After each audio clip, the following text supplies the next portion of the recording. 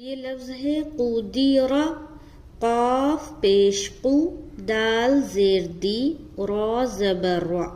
قاف موٹے حروف میں سے ہے لہذا موٹا ادا کرنا ہے، قاف نہیں بولیں گے بلکہ قاف، قاف پیش قو۔ دال کو باریک ادا کرنی، دال زیر دی، را زبر را، را بھی موٹا ہوگا۔ جب بھی را کے اوپر زبر یا پیش آ جائے را کو پر کرنا ہے یعنی کہ موٹا پڑھنا ہے۔ را کے نیچے کبھی بھی زیر آئے تو باریک رکھنی ہے۔ اب اجرا کریں گے۔ قو قاف کے اوپر پیش کی حرکت ہے، پیش کو جلدی پڑھیں، تھوڑا بھی نہ کھینچیں، معروف پڑھیں، مجہول آواز سے بچیں، جیسے قو۔ دی دال کے نیچے زیر کی حرکت ہے، زیر کو جلدی پڑھیں، تھوڑا بھی نہ کھینچیں، معروف پڑھیں، مجہول آواز سے بچیں، جیسے قودی۔ را کے اوپر زبر کی حرکت ہے، زبر کو جلدی پڑھیں، تھوڑا بھی نہ کھینچیں، جیسے قودی را۔